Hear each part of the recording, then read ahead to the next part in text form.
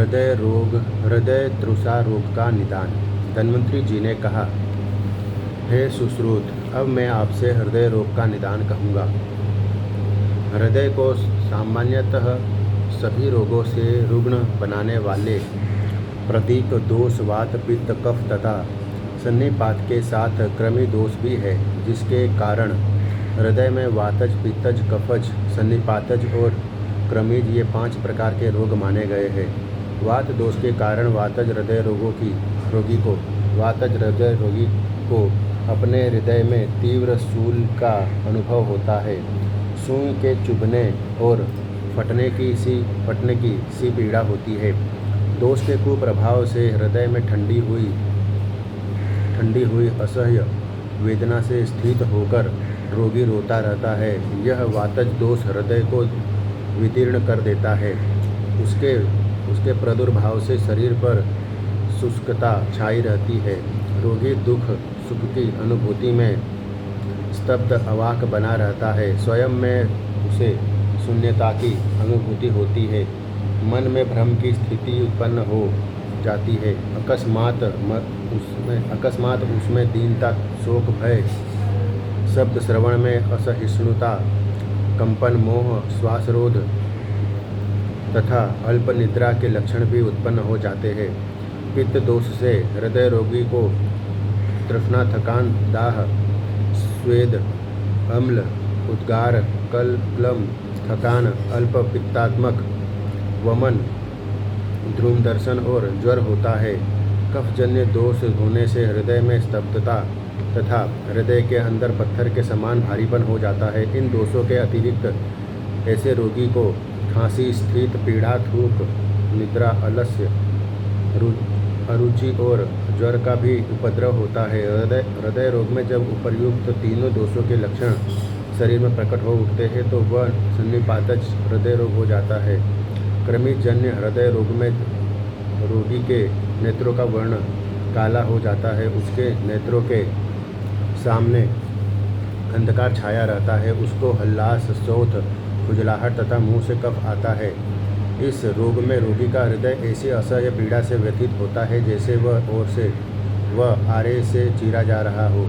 यह रोग बड़ा भयंकर और शीघ्र प्राणघातक होता है। इसीलिए इस रोग की शीघ्र चिकित्सा करनी चाहिए। वात, पित्त, कफ, सन्निपात, रसक्षय तथा बल की अल्पता और उपसर्ग इस प्रकार त्रसा या त्रसा रोग 6 प्रकार का होता है। उनके नाम है वातज, पीतज, कफज, सन्निपातज, बल, रस, क्षयज तथा उपसर्गज।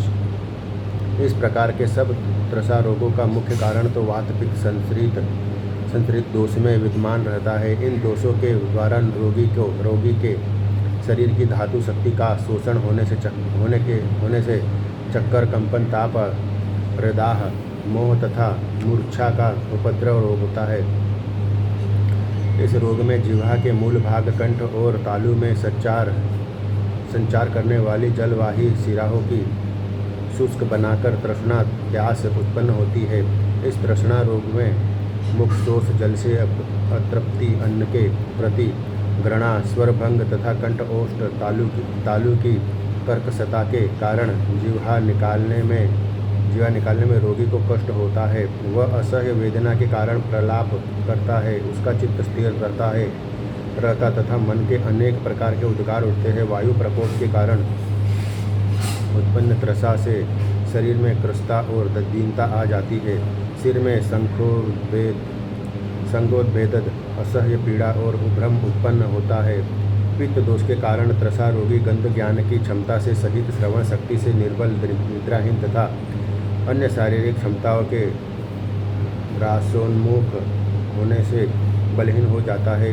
उसको शीतलता का अनुभव होता है और मुख से अम्ल युक्त फेन निकला करता है। पीतज त्रसा रोग में रोगी के मुख में कितना तिक्तता बनी रहती है और मूर्छा का भी प्रकोप होता है। रोगी के नेत्र रक्तवर्ण के हो जाते हैं। उसके मुख में निरंतर शुष्कता बनी रहती है। शरीर में दाह रहता है और मुंह से अत्यंत धुमायित वायु छूटती है। कफज त्रसा रोग में वायु प्रकुपित हो उठती है। उसके कुप्रभाव से अन्यस्थ स्रोत कफयुक्त हो जाता है और उसके बाद वह उसमें पंखवत सूख जाता है। उसका कंठ भाग कांटों से चुभते हुए समान स्थित होता है। रोगी में निद्रा छाई रहती है और उसका मुख सदैव मधुर मीठा बना रहता है। ऐसा रोगी पेट फूलने से, सिर पीड़ा, जड़ता, शुष्कता, वमन, अरुचि, आलस्य तथा अग्निमांद के दोष से युक्त होता है। जिस त्रसा रोग में तीनों दोषों के मिले हुए लक्षण पाए जाते हैं वह त्रिदोष से उत्पन्न होती है। इस रोग में आंव की उत्पत्ति के कारण रक्तवाही स्रोत का अवरोध होता है, जिसके कुप्रभाव से वात पित्त का दोष शरीर में उत्पन्न हो जाता है। उससे रोगी के शरीर में उष्णता बढ़ जाती है, जिसके कारण शीतल जल प्राप्त करने की अभिलाषिनी तृष्णा का प्रादुर्भाव होता है। अर्थात रोगी इस काल में प्यास से बेचैन हो उठता है। उसी उष्णता के कारण शरीर में प्रविष्ट हुआ जल जब ऊपरी कोष्ठ में जाता है तब उसे पित्तजा नामक तृष्णा की उत्पत्ति होती है। अत्यधिक जल पीने से जो तृष्णा शांत नहीं होती अपितु तीव्र गति से बढ़ती ही जाती है, वह शरीर के स्निग्ध अंश को जला देने वाली होती है। उसको स्नेह पागजा अथवा पित्तजा नाम की तृष्णा कहा जा गया है। स्निग्ध, कटु, अम्ल तथा लवणरसंश्लिष्ट भोजन करने से कफोद्भव तृष्णा का जन्म होता है। जब तृष्णा शरीर के रस को विनष्ट करने वाले उपर्युक्त लक्षण से समन्वित हो जाती है तब वह क्षयात्मिका तृष्णा कहलाती है, जो दोष, मोह, ज्वर आदि अन्य दीर्घ काल तक रहने वाले रोगों के कारण शरीर में तीव्र तृष्णा उत्पन्न होती है। उसे उपसर्गात्मिका तृष्णा के नाम से स्वीकार किया गया है। अध्याय 154 मदात्यय निदान। धन्वंतरि जी ने कहा है, सुश्रुताव में प्राचीन मुनियों के द्वारा प्रतिपादित मदाधिक्य के निदान को कहता हूँ। मद तीक्ष्ण, उष्ण, सूक्ष्म, रुक्ष, सूक्ष्म, अम्ल, व्यायी, आशुकार्य, लघु, विकासी तथा विशद होता है। ओज इसके विपरीत होता है, अर्थात मोज, मंद, शीत, मधुर, सांद्र, स्निग्ध, स्थूल, चिरकारी, गुरु और पिच्छल होता है। तीक्ष्णादि 10 गुण मद में होता है और यही गुण विष में भी होता है, जो प्राणियों के चित्त में हलचल मचाने वाले तथा प्राणघातक होते हैं। प्रथम मद में मद अपने तीक्ष्णता 10 गुणों से ओज के मंदादि 10 गुणों को संशुभित करके चित्त में विकार उत्पन्न कर देता है। दूसरा मद प्रमाद का स्थान है। इसमें दुष्ट विकल्पों से अपहत मनुष्य कर्तव्य से अज्ञान होकर मद के द्वितीय वेग को अधिक सुखकर मानता है। रजोगुणी या तमोगुणी मनुष्य मध्यम और उत्तम की संधि अर्थात द्वितीय और तृतीय मद की अवस्था में पहुंचकर अंकुर सहित मदोन्मत निरंकुश हाथी की तरह कुछ भी नहीं करता। वह मध्यावस्था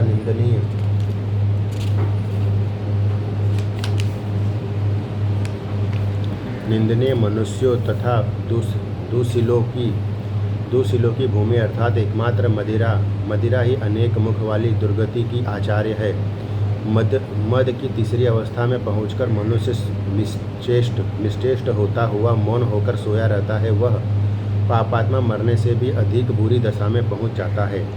मद में आसक्त मनुष्य धर्म, अधर्म, सुख, दुख, मान, अपमान, हित, सहित और शोक मोह की अनुभूति से रहित हो जाता है। वह शोक में मोहादि से समन्वित रहता है। ऐसा प्राणी उन्माद, भ्रम और मूर्छा में सदैव विद्यमान होता है और अंततोगत वह मृगी के रोगी के समान भूमि में गिरकर छटपटाता रहता है। जो व्यक्ति बलवान है, समुचित भोजन करते हैं या यथाशक्ति प्रचुर मात्रा में भोजन करके पचा जाते हैं, उनमें मद नहीं होता है।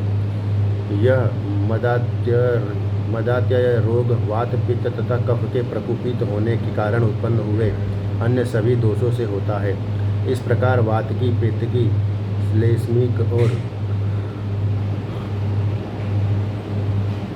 श्लेष्मिक और सन्निपातिक नाम से यह मदात्यय 4 प्रकार का होता है। मोह, हृदय वेदना, पुरुष भेद, निरंतर त्रसा, कफ, पित्त, ज्वर, अरुचि, हृदय में विबंधता, अंधकार, खांसी, श्वास, निद्रा न आना, पसीना, विष्टम्भता, सूजन, वित्त, चित्त विभ्रम, स्वप्न दर्शन से घबराहट, मना करने पर भी बोलते रहना आदि, ये सब मदात्यय के सामान्य लक्षण है। पित्त दोष के कारण मदात्यय होने पर प्राणी दाह, ज्वर, स्वेद, मोह, प्यास, अतिसार और विभ्रम के कारण उपद्रव से ग्रस्त होता है। श्लेष्मज मदात्यय रोग में रोगी वमन, हल्लास, धड़कन, निद्रा तथा अग्निमांद के कारण उदर की गुरुता के दोष से संत्रस्त रहता है। सन्निपातिक दोष वाले मदात्यय में पूर्वक कथित सभी लक्षण उत्पन्न हो जाते हैं। यह सब जानकर जिस प्राणी की अभिरुचि सहसा मदपान में हो जाती है तो उसमें ध्वंसक और शोषक ये वातज व्याधियाँ हो जाती है। ये कष्ट साध्य होती है और विशेषकर दुर्बल मनुष्य को होती है। ध्वंसक में कफ की प्रवृत्ति, कष्टकोष, अति निद्रा, शब्द का न सहना होते हैं।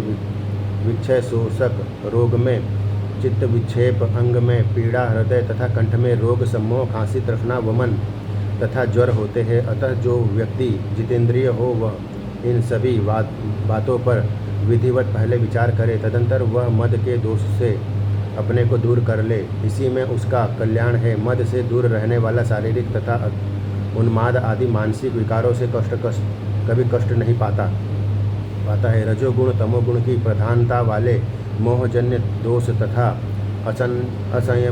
असंयमित आहार करने वाले प्राणी को मद, मूर्छा और संन्यास नामक 3 प्रकार के रोग होते हैं तथा शरीर में इनका प्रकोप होने पर ये तीनों रोग रस, रक्त और चेतना के ही स्रोतों के निरोध हो जाने से होते हैं, जिनमें मद से मूर्छा और मूर्छा से संन्यास उत्तरोत्तर बलवान होते हैं। मदात्यय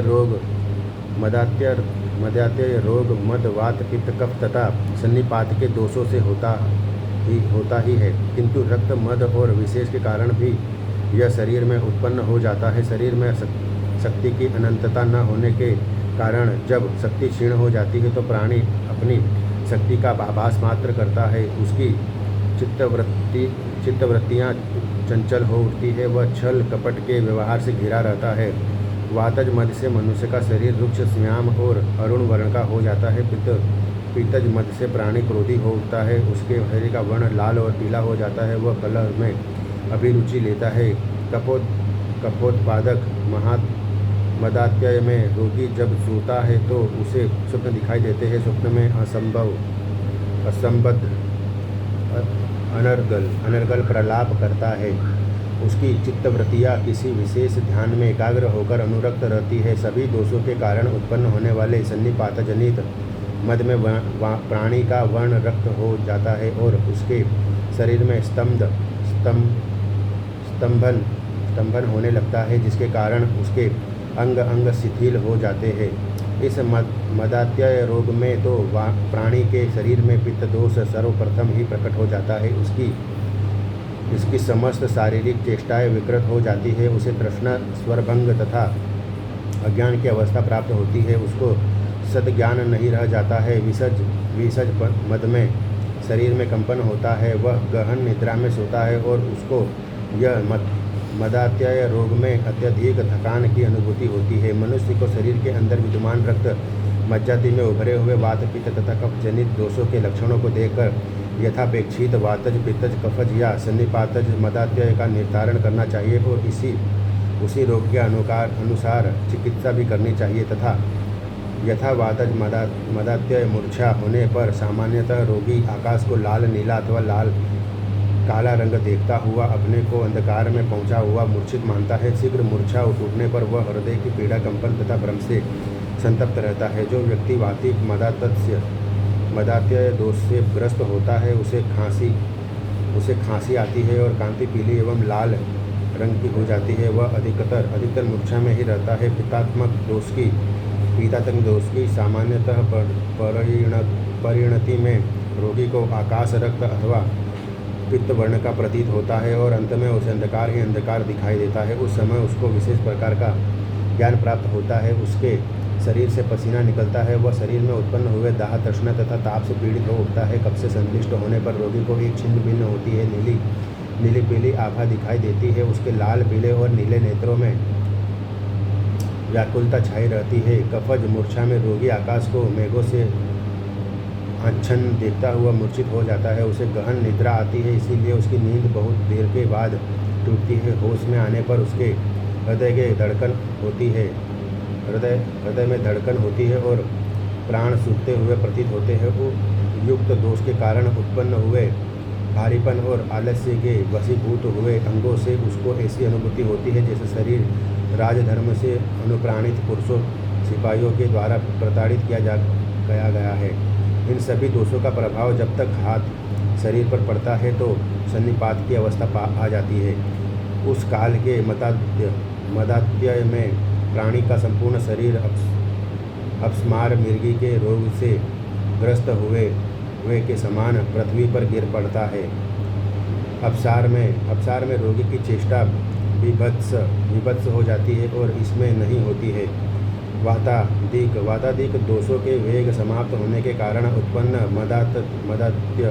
मदात्यय की मूर्छा और अन्य उपद्रवों से ग्रस्त प्राणियों के कष्टों का उपशमन बिना औषधिक उपचार के ही संयमित रहने से स्वयं हो जाता है। परंतु संन्यास का रोग औषध के बिना शांत नहीं होता। उस मदात्यय काल में वांछित शारीरिक तथा मानसिक चेष्टाओं के बदलाव में निर्बल प्राणी स्वयं प्राणाघात ही करते हैं, जिससे वे मरे हुए के समान काष्ठवत हो जाते हैं। यदि उनकी चिकित्सा शीघ्र नहीं की जाती है तो वे अविलंब ही मर जाते हैं।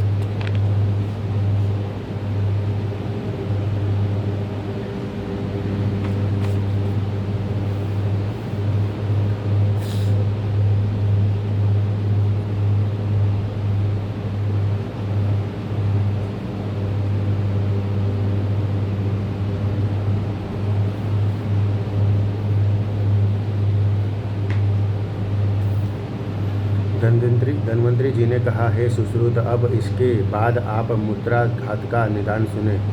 वस्ती पेंडु अर्थात नाभि प्रदेश से नीचे और मूत्र प्रवाहिका के ऊपर का भाग, वस्ती शीर मूत्र प्रवाही नली, मेड्र जनेन्द्रिय अर्थात लिंग कटी, कुल्हे के भाग के गड्ढे, वृषण और पायु गुदा नामक शरीर के ये 6 अंग विशेष है जो परस्पर एक दूसरे से संबद्ध और एक ही जगह ग्रथित है। इन सभी का आश्रय गुदा भाग में रहने वाले अस्थि विशेष के छिद्र से संबद्ध रहता है। पेंडु वस्तु अधोमुखी है। इसमें चारों ओर से सूक्ष्म शिराओं के मुख भाग से होकर रिसाव होता रहता है। इससे वस्ती मूत्र से भरी रहती है। इन्हें शिराओं से वात पित्तादि दोष भी वस्ती में प्रविष्ट हो जाते हैं, जिससे मूत्राशय में विष प्रवाह के रोग उत्पन्न हो जाते हैं। मर्माश्रित होने के कारण ये प्रमेहादि रोग अत्यंत कष्ट साध्य है। अर्थात इन रोगों के होने से रोगी को मर्माहत करने वाली पीड़ा होती है। रोगी के पेंडु, वक्षण और लिंग भाग में भी कष्ट होता है। उस कष्ट से गुप्तांगों के द्वारा होता हुआ मूत्र अल्प मात्र में बार बार निकलता है। वातज रोग में प्राणी को मूत्र कष्ट के का साथ होता है। पीतज मूत्राघात होने पर मूत्र पीला, लाल तथा दाह से युक्त हो जाता है और उसके मूत्राशय में रुके रहने पर अत्यंत पीड़ा होती है। जब यह रोग कफज होता है तो उसके पेंडु और लिंग में भारीपन तथा शोथ आ जाता है। मूत्र पिच्छल और रुक कर होता है। रोगी पर सर्व दोषजन्य मूत्राघात होने से सभी लक्षण पाए जाते हैं।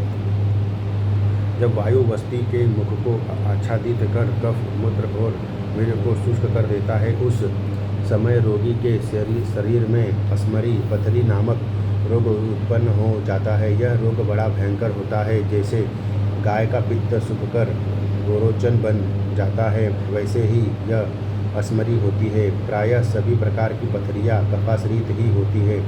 इस रोग का पूर्व लक्षण इस प्रकार है। इस रोग के होने में वस्ती भाग में अवरोध होता है अथवा उसके सन्निकट अन्य किसी भाग में भी हो सकता है। जिस भाग में होता है उस भाग में चारों ओर अवयवों में अत्यधिक पीड़ा होती है।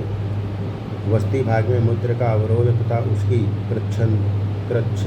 कृच्छ्रता बनी रहती है। रोगी के मूत्र में अजामूत्र के समान गंध, ज्वर और अरुचि होती है। इस रोग का सामान्य लक्षण तो यह है कि रोगी के नाभि, लिंगमणि और वस्ती के शिरोभाग में कष्ट रहता है। अस्मरी द्वारा मार्गावरोध के कारण वहाँ उस समय पर्याप्त भाग में मूत्र फैल जाता है। वह रुक कर बाहर निकलता है। मूत्र निकलने पर रोगी को सुखानुभूति होती है। उस मूत्र का वर्ण गोमेद या गोमूत्र के समान झलकता रहता है। मूत्र निर्गमन में ऐसा प्रकोप हो जाने पर रक्त, मांस तथा धातु प्रवाह के मार्ग में कष्ट होता है। वातज रोग से व्यथित रोगी अपने दांतों को किटकिटाता हुआ कांपता है। मूत्र से भरे हुए नाभि से नीचे स्थित वस्ती भाग को पकड़कर दबाता हुआ वह कराह उठता है। अपान वायु के सहित मलपिंड उसके गुह्य भाग से निकलता है और बूंद बूंद करके मूत्र टपकता रहता है। वातज दोष के कारण शरीर में उत्पन्न हुई अस्मरी रोग का वर्ण श्याम है। उसमें रुक्षता रहती है। देखने में वह कांटे से बिंधी हुई सी प्रतीत होती है।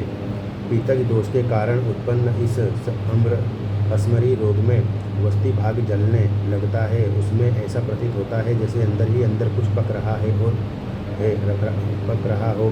इस पित्त दोषजन्य अस्मरी का स्वरूप भल्लातक भिलावे के बीज के समान होता है। इसका वर्ण लाल, पीला अथवा काला होता है। कफजन्य अस्मरी होने से वस्ती भाग में पीड़ा होती है। उस स्थान में भारीपन तथा शीतलता का अनुभव होता है। इस रोग में उत्पन्न हुई अस्मरी आकार की बड़ी चिकनी, मधुर, शहद अथवा श्वेत वर्णा होती है। ये तीनों अस्मरी प्रायः बालकों में हुआ करती है। आश्रय, मृदुता और उपचय की अल्पता के कारण बालकों की अस्मरी ग्रहण करके सुखपूर्वक निकाली जा सकती है। शुक्र के वेग को रोकने से प्राणी के शरीर में शुक्रास्मरी नामक भयंकर रोग की उत्पत्ति होती है। जब धातु प्रवाहिका नाड़ी से गिरा हुआ अथवा सुकुपित वीर्य दोनों अंडकोशों के बीच रुक जाता है और लिंग मार्ग से वह बाहर नहीं निकलता, तब वहाँ स्थित विकृत वायु विक्षुब्ध होकर उसको सुखा देता है। उसी दोष से इस शुक्रास्मरी का जन्म होता है। इस रोग में भी वस्ती भाग में पीड़ा होती है। रोगी को मूत्र निर्गत करने में कष्ट होता है। इसका भी वर्ण श्वेत माना गया है। इसके कारण मूत्रावरोध होने से तत्संबंधी स्थानों में सूजन आ जाती है। अंडकोश और उपस्थेंद्रिय के बीच में हाथ से दबाया जाए तो वह विलीन हो जाती है। इस रोग के हो जाने पर रोगी को पीड़ा होती है। उसके दुष्प्रभाव से ज्वर हो जाता है। रोगी को खांसी आने लगती है। इसी अस्मरी रोग के कारण रोगी के शरीर में शर्करा रोग का विकार भी उत्पन्न हो जाता है। यदि इसकी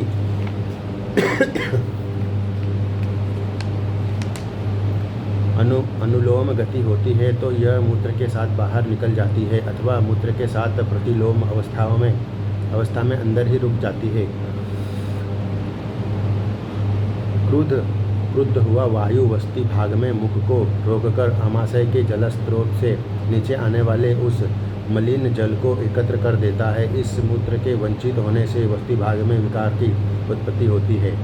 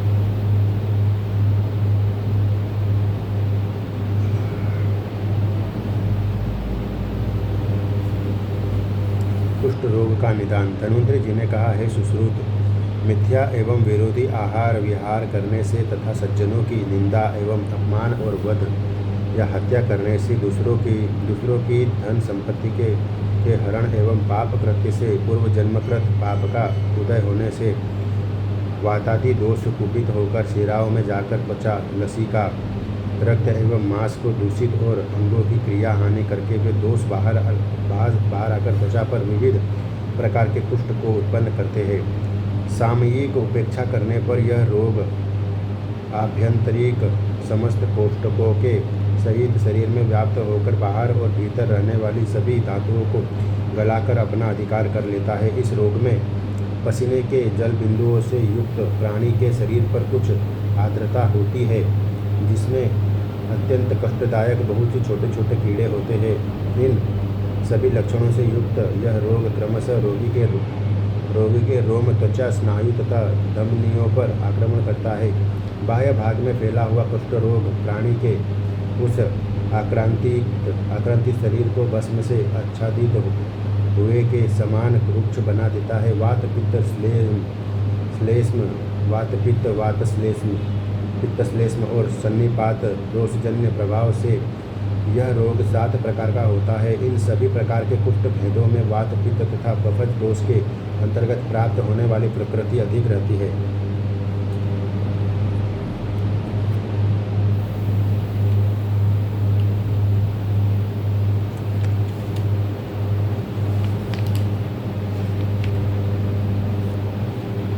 वात दोष से कापाल, पित्त दोष से उदुम्बर, कफ दोष से मंडल तथा विचर्किका नामक कुष्ठ उत्पन्न होता है। वात पित्तज दोष से कृच्छ, वात्सलेष्मजन्य दोष से चर्म, एक कुष्ठ, किटीम, सिग्म, अल्सक तथा विपादिका नामक कुष्ठ होते हैं। श्लेष्म पित्तजन्य दोष से द्रतु, शतारुषि, कुंडलीक, विस्फोट, पामा और चर्मदल नामक कुष्ठों की उत्पत्ति होती है। इन सभी दोषों की सन्निपात अवस्था आने पर 18 प्रकार के कुष्ठ रोग उत्पन्न होते हैं। इनमें पूर्व में कहे कापाल, उदुम्बर तथा मंडल ये तीनों और दर्दु, काकण, पुंडरीक तथा अपरिजिह्वा नामक इन 7 कुष्ठों को महाकुष्ठ माना गया है। शेष 11 क्षुद्र कुष्ठ कहलाते हैं। कुष्ठ रोग होने के पूर्व रोगी की त्वचा में अत्यंत चिकनाहट, क्षमता, स्पर्शता, स्वेद, अस्वेद, वर्णभेद, दाग, खुजली, स्पर्शानुभूति की कमी हुई, चुभाने से होने वाली पीड़ा के समान कष्ट, पित्ती का उछलना और अनायास श्रम की अनुभूति, रोगी के घावों में अत्यधिक पीड़ा, वर्णों का यथाशीघ्र शीघ्र उद्भव, अधिक समय तक उन वर्णों का रहना, वर्ण भराव के समय रुक्षता, सामान्यतः थोड़े से कारण पर रोगी को अत्यधिक क्रोध, रोमांच तथा रक्त का काला होना, ये दोषपूर्ण कुलक्षण दिखाई देते हैं। कपाल पुष्ट का वर्ण काला और लाल होता है अथवा आवे में पकाए गए मिट्टी के खप्पर के सदृश वह देखने में लगता है, उसमें रुक्षता और कठोरता होती है। इस कुष्ठ रोग की आकृति शरीर के अधिक भाग में फैली रहती है। उन स्थानों में रहने वाले रोम समूह भी दूषित हो जाते हैं।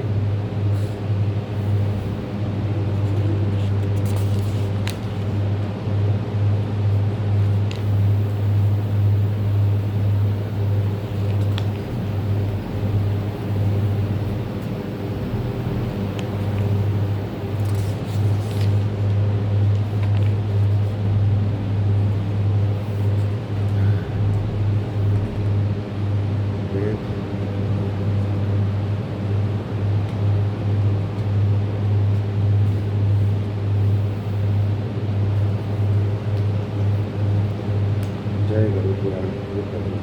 आज मैंने कुछ लोगों से छोड़ दिए तो इसलिए हमें नहीं आ रहा था और वो कुछ मतलब कहना था कुछ, इसलिए मुझे माफ करना पड़ा। ओम कृष्णाय वासुदेवाय हरे परमात्मा करता कृष्ण साय गोविंदाय।